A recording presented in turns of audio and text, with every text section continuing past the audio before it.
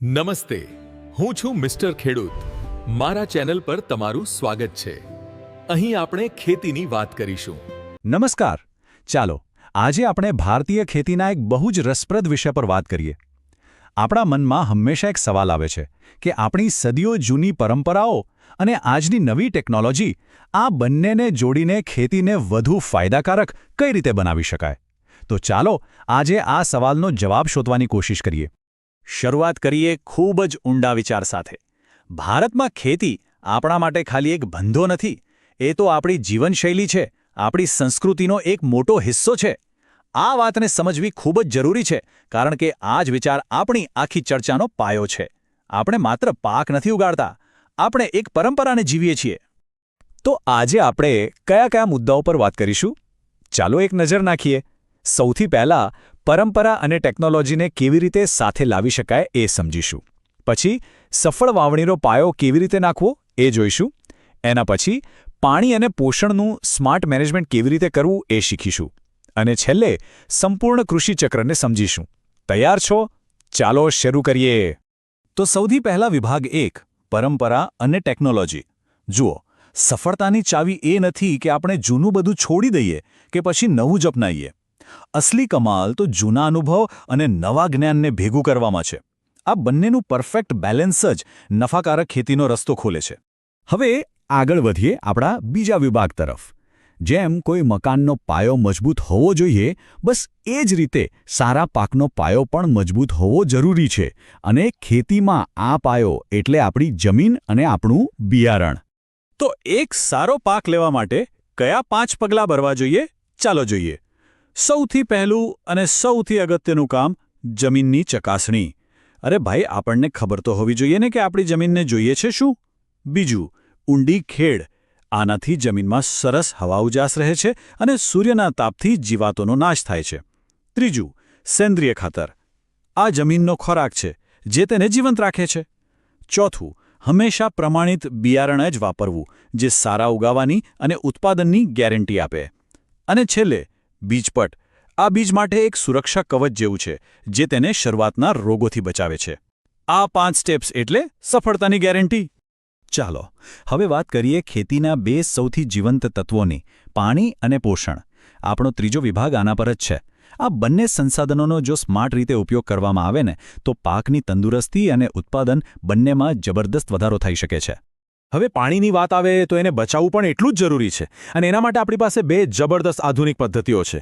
એક છે ટપક સિંચાઈ, જે પાણીના ટીપે ટીપાને સીધું છોડના મૂળ સુધી પહોંચાડે છે.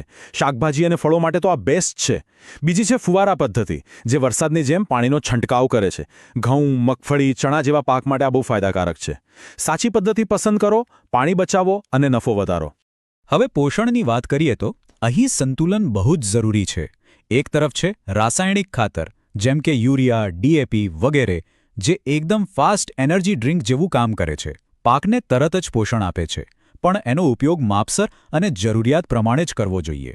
અને બીજી બાજુ છે આપણી જૈવિક ખેતી, જીવામૃત, પંચગવ્ય જેવી પદ્ધતિઓ, જે ધીમે ધીમે પણ લાંબા ગાળા માટે જમીનને સ્વસ્થ અને ફળદ્રુપ બનાવે છે.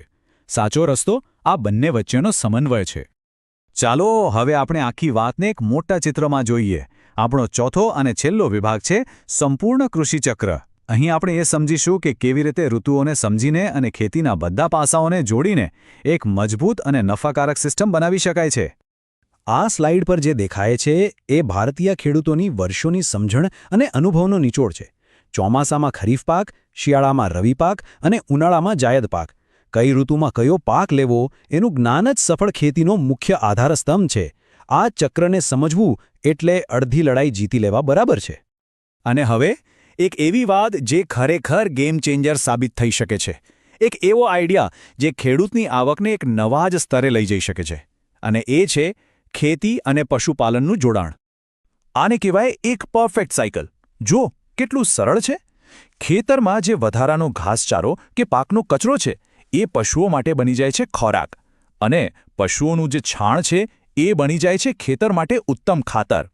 આનાથી ખાતરનો ખર્ચ બચે, પશુઓમાંથી દૂધ જેવી વધારાની આવક થાય અને આખી સિસ્ટમ ટકાઉ બને. એકબીજાને મદદ કરતી એક અદ્ભુત વ્યવસ્થા. તો આનો ફાયદો કેટલો? આંકડો સાંભળીને નવાઈ લાગશે.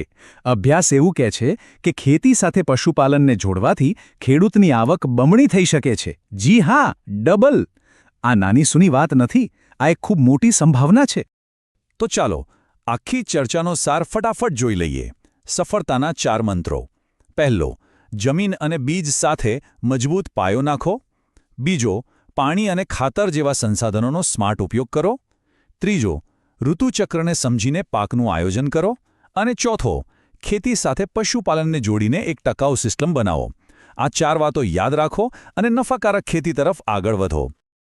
અને અંતમાં એક સવાલ જે આપણે સૌએ વિચારવાનો છે, આજના આધુનિક યુગમાં આપણે આપણી પરંપરાના જ્ઞાન અને ટેકનોલોજીની તાકાત વચ્ચે એવું સંતુલન કેવી રીતે બનાવી શકીએ જેથી આપણો ભવિષ્ય ટકાઉ, નફાકારક અને આપણી આવનારી પેઢીઓ માટે પણ સુરક્ષિત બને. આ સવાલ પર વિચાર કરતા રહીએ. આજના આ વિશ્લેષણમાં મારી સાથે જોડાવા બદલ ખૂબ ખૂબ આભાર.